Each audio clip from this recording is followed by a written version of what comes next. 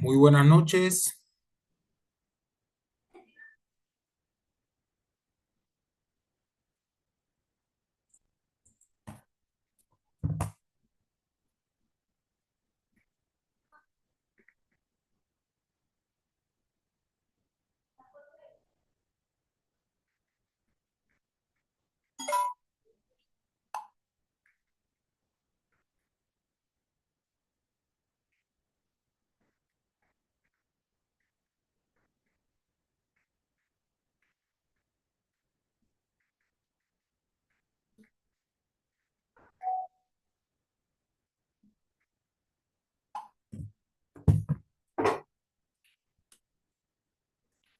Muy buenas noches, estimados estudiantes. Un feliz año para ustedes. Y bueno, espero que este nuevo año pues les traiga muchísimos éxitos. Esperando que como corte pues podamos de alguna manera eh, lograr que ustedes pues afiancen sus conocimientos y que demuestren mm, el conocimiento para que puedan aprobar su materia como tal.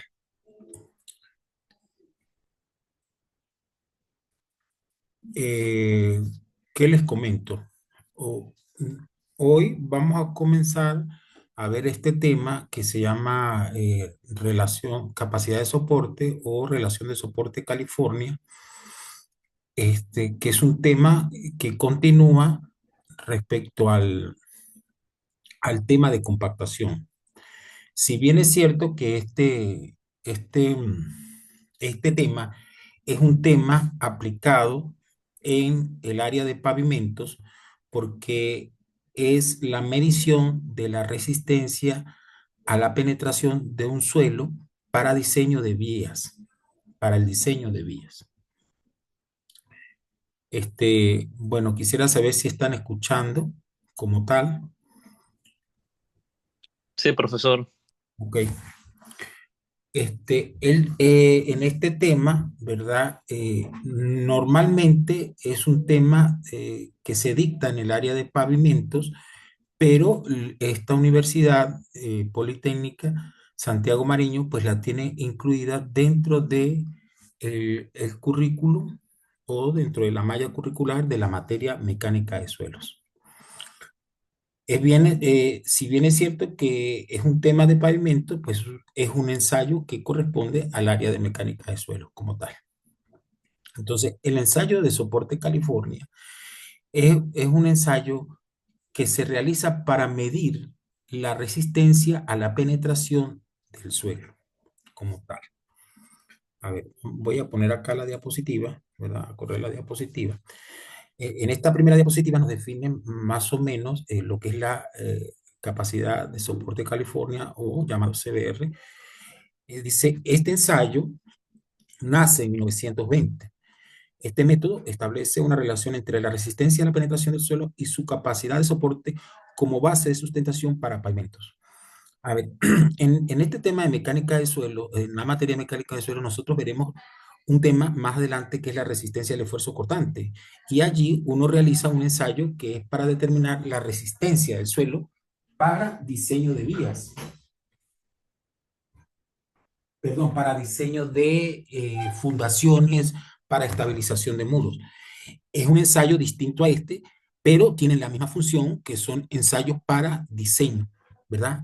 En este caso, la relación de soporte de California es un ensayo que se hace para medir la capacidad de soporte del suelo como base de un pavimento, ¿verdad?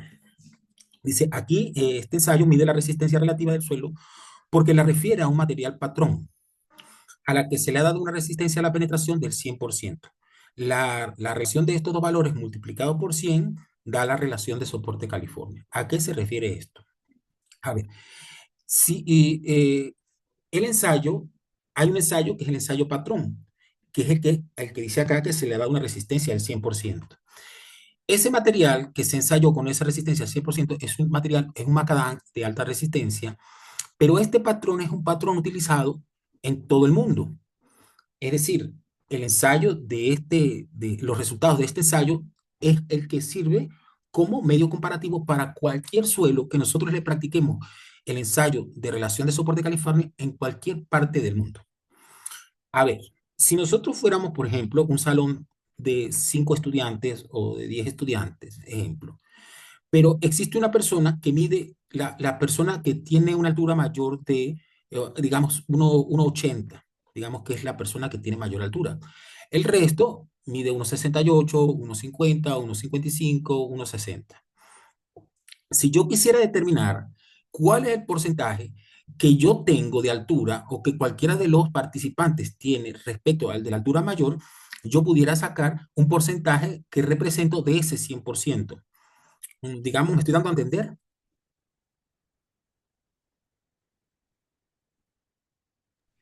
¿Podría repetir esa última parte? Ok. En el ejemplo de los estudiantes, el que tenga una altura mayor es la representación del 100%. Ajá. Entonces, esa persona de altura mayor de 1,80 representa el 100% o la altura máxima, ¿verdad? Entonces, esa persona me está representando el 100%. Si yo quiero comparar mi altura con respecto a la de esa persona que tiene altura, yo debo estar alcanzando un porcentaje. Entonces, si yo, por ejemplo, tome la calculadora y calcule, diga, por ejemplo, si yo, por ejemplo, yo que mido 1,68 metros, ¿verdad? Me comparo con el de 1,80, yo diría 1,68 dividido entre 1,80 y lo multiplico por 100, eso me daría ¿cuánto? ¿Podría repetir los datos? Ya tengo la calculadora. Sería 1,68 que mido yo, Ajá. lo divido entre 1,80 que mide la persona con mayor altura Ujú. y lo multiplico por 100 para que lleve a porcentaje. ¿Y cuánto le daría ese porcentaje? 93.3 periódico. Ok, entonces ese sería el porcentaje que yo alcanzo respecto a ese valor. Entonces yo digo, bueno, yo tengo el 93% represento el 93% de la altura mayor. Entonces así pasa con cada uno de los suelos. Si hay, por ejemplo, no sé cuánto mide usted. Aproximadamente 1.86. Ok, entonces, es decir, su estado de comparación sería que usted daría más del 100%. Si usted mide 1,86 y lo divide entre 1,80, eso le va a dar un valor por 100, le va a dar un valor mayor de 100. Quiere decir que en este caso sería usted el patrón definido. Pero en este caso ya no se puede hacer así. El material que ya está establecido, el del 100%, es el macadam como tal. Entonces, si yo en el salón se van a encontrar alturas menores, son las que vamos a representar respecto al mayor como tal. Porque esa es la condición del material y se supone que el ensayo de relación de soporte de California lo compara con el mejor material de todos como tal. Es decir, que no debería existir un material con mayor resistencia a la penetración. Ahora bien, en esta nueva diapositiva, el ensayo, para este ensayo, se reporta una planilla, ¿verdad? Donde se hace la penetración a través de una máquina universal que lleva un vástago que tiene un área de 19,63 centímetros. Dentro de esa máquina se coloca el material preparado, que ya ahorita vamos a hablar cómo se prepara ese material y se hace la resistencia a la penetración. Entonces, aquí vemos que tenemos, dice penetración, ¿verdad? En pulgadas o en milímetros, el tiempo que transcurre para medir cada penetración. Esta máquina que se utiliza es con velocidad controlada. No se puede hacer manual sin velocidad controlada. Como estas máquinas tienen, digamos, una velocidad, ¿verdad? Creo que es 1 milímetro por minuto, de 1 milímetro por minuto. Entonces, a ver, cuando se transfiere 2 minutos, no, no, perdón, no recuerdo la velocidad como tal. Aquí dice 1,27 milímetros por minuto. Entonces, si en el primer minuto transcurren 1,27, como lo dice acá, aquí lo estoy marcando, 1,27 milímetros por minuto, pues cuando tenga 2 minutos, ha penetrado dentro del suelo el vástago, ¿verdad? De 2,54. 6, 7 62, cuando ocurre 8, 16 y cuando ocurren 10 minutos, 12,70. Esos serían los tiempos en los que nosotros vamos a leer la carga en la máquina universal. Entonces, si nosotros medimos la carga, aquí dice carga total, en libras 3.000, en kilogramos 1.361, dependiendo cómo esté dando las unidades la máquina. Si yo divido la carga entre el área del vástago, ¿verdad? Eso me daría la resistencia a la penetración, o decir, la carga unitaria, el esfuerzo unitario. Este ensayo es el patrón. Y vamos a fijarnos en este, digamos, en estos dos valores que están acá, 70 y 105. Porque el CBR se diseña para 1 y para 2 pulgadas, tomando siempre el que da mayor. Normalmente se debe hacer el de 2 pulgadas, que es el que da siempre mayor, pero ya veremos que en algunos casos los materiales pueden ser mayor resistencia el de 1 pulgada que el de 2.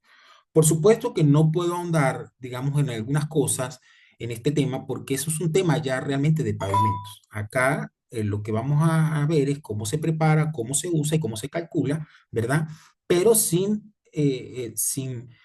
detallar mucho, porque ya este es un tema que deben repasar en la materia de pavimentos para poder diseñar los espesores de pavimento.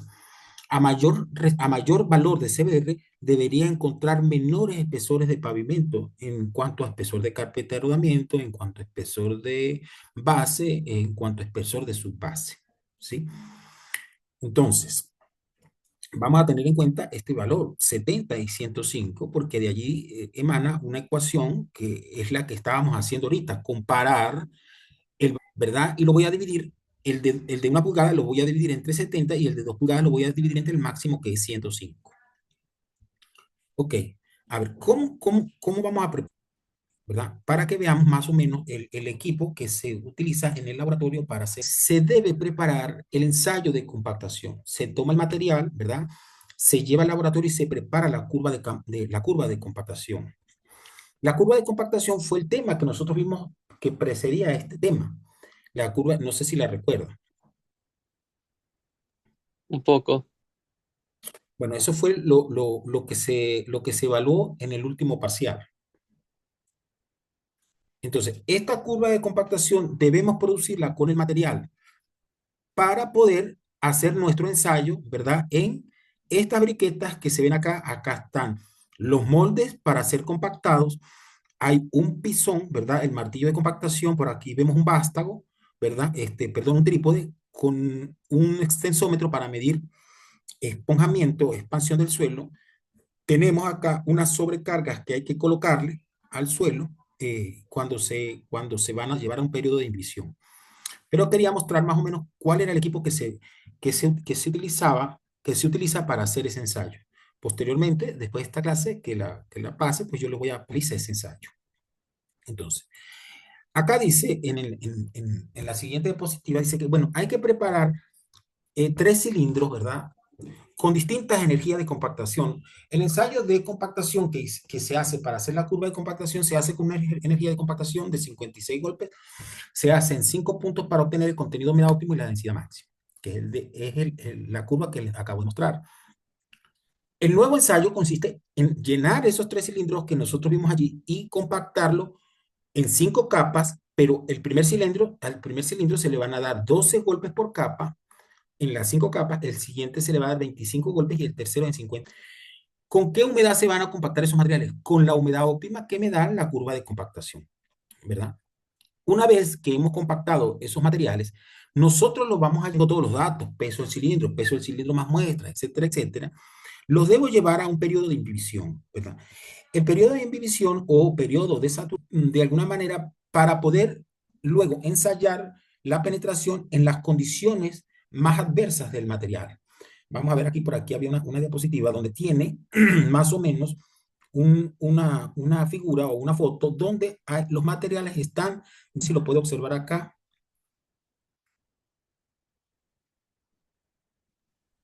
Sí, las cubetas. ahí están en un tanque, están los cilindros preparados y hay alguien que está midiendo y ahorita vamos a ver qué es lo que él está midiendo. ¿Por qué? Nosotros tenemos luego ser ensayado después de 4 días de inhibición en la condición más adversa del material. La condición más adversa del material es cuando el material está saturado. Pero no siempre a todos los materiales se deben dejar los 4 días de inhibición. Si yo tengo un material granular, es un material que puede saturar en menos de 24 horas. Y yo puedo, luego de 24 horas o 12 horas que el material ya esté saturado, puedo someterlo a ensayo en la máquina universal para la penetración.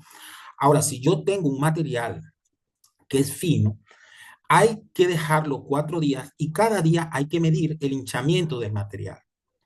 ¿Por qué? Porque materiales con hinchamiento mayores del 3% no se deberían colocar como material base para sustentar una carpeta de rodamiento, porque el material, cuando comience a hincharse, va a comenzar a deteriorar la carpeta de rodamiento.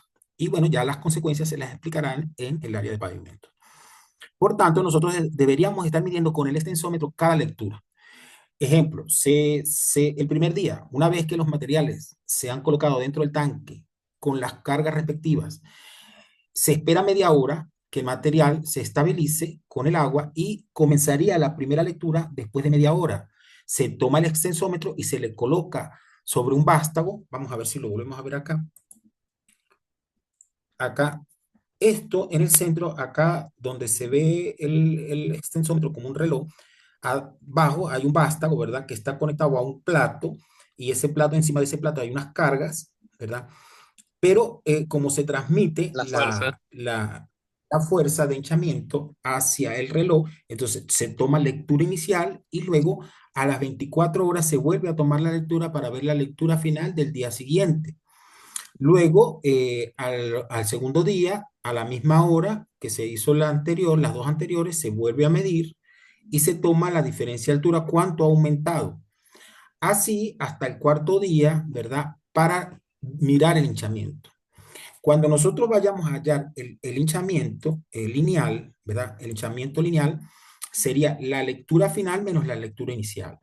Es la lectura del primer día menos perdón, la lectura del último día menos la lectura del primer día. Aunque hemos medido los días anteriores, ¿verdad? Se toma es la lectura inicial y la final de todas las lecturas. ¿Por qué lo hago intermedio? Porque si el material comienza a hincharse en 24 horas, yo ya puedo determinar mi primer hinchamiento, a ver si ya supera el 3%. Entonces, lectura final menos lectura inicial es el hinchamiento lineal. Ahora, el hinchamiento relativo sería el hinchamiento lineal, ¿verdad? El hinchamiento lineal dividido entre la altura total de la muestra. El, el, el, ¿Cómo se llama? La muestra, la altura, que en este caso sería la altura del cilindro, el cilindro mide 127 milímetros. 127 milímetros. Entonces, lo que me dé de diferencia entre lectura final inicial en milímetros, lo divido entre la altura de la muestra en milímetros y lo multiplico por 100. Eso debería estarme dando el valor del porcentaje de hinchamiento, que es el que yo tengo que, digamos, vigilar que no llegue a ser mayor del 3%. Porque si llega a ser el mayor del 3%, pues hay unas condiciones en las cuales que hay que rebajar de alguna manera la plasticidad del suelo para poder evitar el hinchamiento. Ya en pavimento también les dictarán a ustedes cómo se hacen esos procedimientos para rebajar el hinchamiento del suelo. Entonces, aquí aparece algunos datos, 27 milímetros por minuto, y los tiempos controlados, de esto ya lo había nombrado anteriormente. Ahora, aquí, ¿cómo se procesa la información en los ensayos de relación de soporte California? Fíjense, aquí en esta parte donde dice densidad seca, tenemos, ¿verdad? Tenemos lo mismito que se hace en el ensayo de compactación. Tenemos el peso del molde, obtenemos peso del molde más muestra menos el peso del molde, eso me daría el peso de la muestra.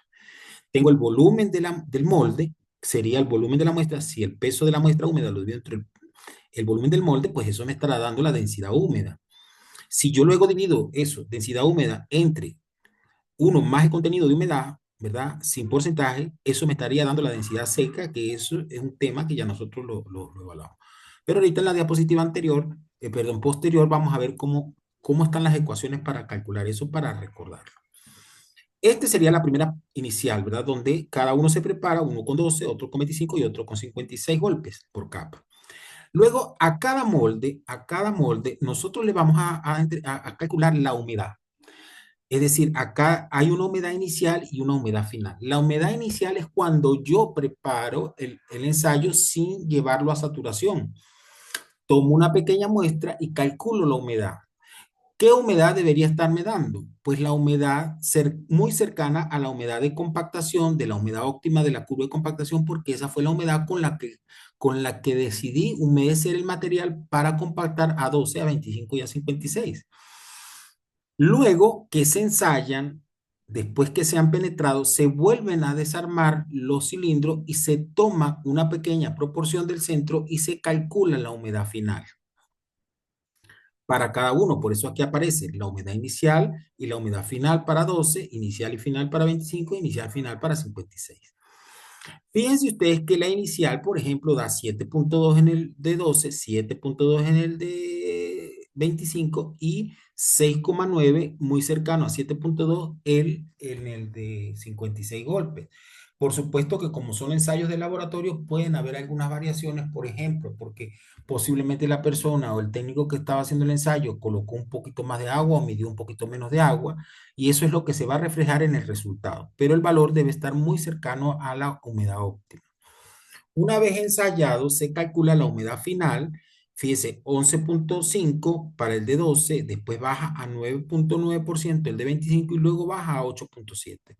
Esto es lógico porque el material con menos compactación debería absorber más humedad porque tiene más espacios vacíos para poder ser llenados de agua, mientras que el de 25, como es más compacto, tiene menos espacio, por tanto debe dar menor humedad. Y luego el de la final, el del 56 golpes, pues da bastante menor. Eso quiere decir que se han reducido los espacios vacíos y por tanto absorben menos humedad. Profesor, eso quiere decir que... Ah, no, nada, me confundí viendo las muestras. Pensaba que se tomaron dos muestras por los golpes, pero Sí, son la misma, dice, sino que al inicio y al final me confundí, al disculpe. inicio y final. Y lo que quiere decir que a mayor compactación del suelo, el suelo absorbe menos humedad. Luego tenemos otra tabla de resumen, que aquí debería aparecer otra que no sé por qué no está, que es la de las mediciones en el extensómetro. Por ejemplo, aquí dice el 32, el 320, o sea, el 23 del 2002, ¿verdad? Comenzó el primer ensayo a las 10 a.m. y la primera lectura fue 0,522. Pero ojo, este 0,522 está en pulgadas porque el extensómetro está en pulgadas. Aquí no lo dice, pero en la clase que di hoy perdón, el martes, para el otro grupo, sacamos los resultados y estos valores que están acá están en pulgadas, no en milímetros. Pero esta altura, que es la que con la cual vamos a dividir para hallar el henchamiento relativo, el porcentaje, mm, esta sí está en milímetros, pero no podemos dividir pulgadas entre milímetros. Entonces, hay que llevar la diferencia de lecturas de pulgadas a milímetros y luego sí dividirla entre 127 para hallar el porcentaje. Pero como se puede ver, cada día hay que determinar, ¿verdad? Las lecturas del extensómetro, tanto para el de 12, para el de 25 y para el de 56, ¿verdad? Entonces, fíjense, yo no sé por qué este cálculo más adelante, bueno, vamos a ver si lo vemos y si no lo hacemos más adelante. A ver. Entonces, dicho que para calcular un contenido de humedad, eso ya ustedes lo saben, pero ahorita vamos a ver, igualito acá aparecen los cálculos. Ya, hay que recorrer la diapositiva.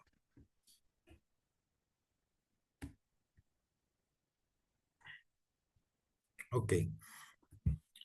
Aquí está la siguiente planilla, que es la planilla donde una vez que el material se ha saturado, se saca, se deja escurrir media hora también, y luego comenzamos a hacer la penetración en la máquina de penetración, en la máquina universal. Entonces, fíjense, este sería ya el material que nos dan del 100%. Entonces vemos cómo los tiempos que tienen las planillas, dice medio minuto, un minuto, minuto 30, 2 minutos, 4 minutos, 6, 8, 10, ¿verdad? Hay penetraciones que, o sea, da la carga medida. Entonces, vemos que la carga medida en kilos en un dinamómetro ¿verdad? O un medidor digital me marca, por ejemplo, cuando transcurrió medio minuto, soportó 80 kilos, para un minuto 130, para minuto 30, 200, para 2, 240, para 4, sí, para el de 25, aquí 130, 280, etcétera, 56, 150, 320, 570, etcétera, etcétera. Esas son las cargas. Ahora, si yo divido eso entre 19,63 centímetros, la barra de penetración, si divido eso entre el área, aquí tendría el esfuerzo que representa respecto a la carga dividida entre el área. Entonces vemos que a medida que se penetra, pues la resistencia para 12, 25 y 56 golpes. Una vez que tengo procesado esos datos, yo debo tomar, ¿verdad? El hundimiento, bien sea en milímetros o en pulgadas, y graficarlos con la presión, ¿verdad? Soportada con el esfuerzo sobre las curvas de penetración como tal. Presión en kilogramos centímetros cuadrados versus la penetración en milímetros, ¿verdad? Acá deberían, a ver, ¿por qué se grafica? Porque la conducta idónea de cada curva debería ser la que se ve de color verde o la que se ve de color morado, que se ve que su conducta siempre es cóncava, mientras que la color naranja, no sé si usted la iba, ¿verdad? Usted puede ver que esa curva tiene una cóncava y luego convexa. Es decir, hay un cambio de concavidad y entre ellas hay un punto de inflexión. Eso significa que el ensayo durante la penetración tuvo un error. A ver, creo que se va a terminar la clase en 10 minutos y si no hemos terminado, pues tendremos que ampliar El error está en la... 20, entre 20 y 30. ¿Cómo dice? Que si el error se encuentra entre 20 y 30. Ajá, el error se encuentra... Ah, ok, ya que me salí de la diapositiva. El error se encuentra entre 10 y 30. Entonces, eso quiere decir que pudo haber un vacío allí que no dejó ver la continuidad de la curva. Entonces, allí hay que hacer unas correcciones que ahorita las van a ver. Mire, esto tiene, digamos, todo un arte para corregir esos ensayos, pero yo no le voy a quitar tiempo a, ¿cómo se llama? A explicar esta parte de las correcciones porque eso lo van a ver ustedes en pavimentos, ¿verdad? Pero sí me interesa que conozcan el ensayo en su generalidad. Yo le debo colocar a ustedes un trabajo, ¿verdad? Para poder que ustedes hagan los cálculos, ¿verdad? Y puedan presentar, digamos, un ensayo de CBR, unos valores para que ustedes hagan el procesamiento de la información como tal. Entonces, esta sería la gráfica.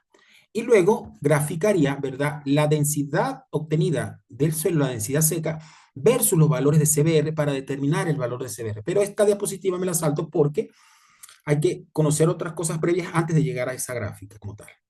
Entonces, como podemos ver acá, voy a correr esta ventanita para acá.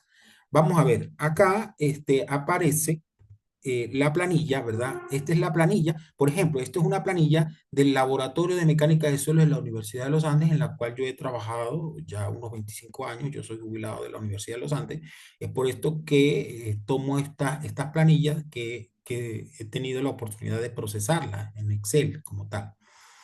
Pero digamos, estos son los datos. Mire, está el cuadro de densidad seca, están los contenidos de humedad, están las mediciones que se hacen, ¿verdad? En el extensómetro, acá en este cuarto recuadro que dice resultados, aquí hay un resumen de resultados. Aquí está la planilla de la medición de penetración y está un cuadro adjunto para poder hacer las gráficas como tal. Entonces, ahora aquí vamos a ver acá. Aquí aparece cómo calcular lo que está en rojo como tal, lo que está en rojo. ¿Qué aparece acá en rojo? Eso es lo que vamos a tener que calcular Es nosotros. los datos es lo que está en negro y lo que está en rojo es lo que hay que calcular. Entonces, si yo tengo el peso del molde más el peso del molde, luego tengo el peso del molde más muestra, por diferencia yo tengo el peso del molde. Perdón, el peso de la muestra. Aquí digo, peso del molde más muestra, más suelo, menos el peso del molde. Esto que aquí aparece más disco espaciador, no lo tomen en cuenta, porque ese disco espaciador es un disco que se coloca cuando uno compacta, siempre hay que colocarlo, pero es un disco que pesa mucho porque es un disco de hierro y se compacta, se coloca antes de comenzar a colocar el suelo para compactar la primera capa, de tal manera que Luego que compacte las 5 capas, volteo el cilindro y ese es el espacio que me va a quedar a mí para colocar tanto la carga como el vástago para medir la deformación del suelo. Entonces, como eso es muy engorroso, normalmente los laboratorios que hacen, pesan el molde y luego el molde es más suelo, pero evitando utilizar el disco espaciador. Es decir, al inicio se coloca, se compacta, se pesa el molde sin el disco espaciador. Luego, cuando vaya a compactar, coloco el disco espaciador, hago el ensayo de compactación de los suelos, luego cuando lo vaya, lo volteo y le quito el disco espaciador para volverlo a pesar. Es decir, el disco espaciador solamente se usa para dejar el espacio. En esta planilla está adjunto como si se estuviera utilizando, como si se estuviera pesando, ¿verdad? Pero no se hace de esa manera. Eso es una aclaratoria. Entonces, ahora me da el peso de la muestra. Lo divido, a ver lo que dice acá. Ahora, el peso de la muestra lo divido entre el volumen de la muestra y eso me va a reportar la densidad húmeda. Luego, si divido la densidad húmeda entre el contenido de humedad inicial, que lo he calculado acá, eso debería estar dándome la densidad seca para 12, 25 y 56 golpes. Luego, eh, contenido de humedad. Pues estas expresiones ustedes ya las saben, que si yo tengo el peso de la muestra húmeda y luego el peso de la muestra total seca y luego también tengo el peso de la cápsula, pues si yo al peso total húmedo menos el peso total seco le resto el peso, los resto me da el peso del agua. Si luego resto peso total seco menos el peso de la cápsula, ¿verdad? Ahora me da el peso del suelo seco. Y el suelo seco y lo multiplico por 100 y eso me da el contenido de humedad. Eso es el mismo cálculo tanto para humedad inicial como final, como la de cada uno de las energías de compactación 12, 25 y 56 golpes. Luego, calculo, ¿verdad? Lectura inicial, lectura final menos lectura inicial, eso me da el hinchamiento lineal absoluto, 7 milímetros por 100 y eso me daría el porcentaje de hinchamiento que es ahí donde nosotros hemos convertido. Yo le invito a que usted calcule estos valores que están acá, ¿verdad? Tomando en cuenta que este 0,532, 0,522, 0,95, 0,86 son pulgadas. Debe llevarlo a milímetros, milímetros y eso debería estarle dando este valor porcentual que está acá. ¿Sí? Ahora, los hinchamientos, perdón, el hinchamiento lineal absoluto, pues también, una vez que haga la diferencia de 0,532 menos, pero 0,54 menos 0,532, ese valor le va a dar en pulgadas y luego lo lleva a milímetros y le debe dar 0,2032 y así los demás como tal. Ok. Luego está el procesamiento de la planilla del ensayo de penetración, ¿verdad? El ensayo de penetración. Y allí está el área es 19,65,3 y eso me va a dar los esfuerzos, ¿verdad? O la presión aplicada al suelo, ¿verdad? Y luego las grafico como tal. Ok, entonces, una vez que grafique, pues me va a dar como resultado, la gráfica ya de 12 golpes, que es la que se ve así como de color verde. Luego aparece otra, que fíjense que esta morada también aparece como eh, la que representé anteriormente, La falla estaba no anaranjado. parecía tener ninguna dificultad, ¿verdad? Pero acá, ¿cómo se llama? Me permite, voy a sacar aquí un capture que tengo que sacar para colocar, ¿verdad? Como justificativo de que estuvimos en la clase como tal. Ok, ya un momento, por favor. Porque ahorita ya se va a acabar la clase, pero no sé si tiene tiempo para continuar la segunda parte, que ya no queda mucho, pero para poder continuarla. Sí, sí tengo tiempo. Ok, entonces déjeme tomar aquí este captura. Listo. Ok, entonces continúo con este último minuto donde tengo esta variación en la curva y luego debería estar apareciendo ¿cómo se llama? A ver, eso se pegó acá. Debería estar apareciendo la tercera curva de la de 56 con tanto la concavidad convexa y cóncava. Entonces, esos valores hay que corregirlos como tal. Allí yo le voy a colocar, más o menos le voy a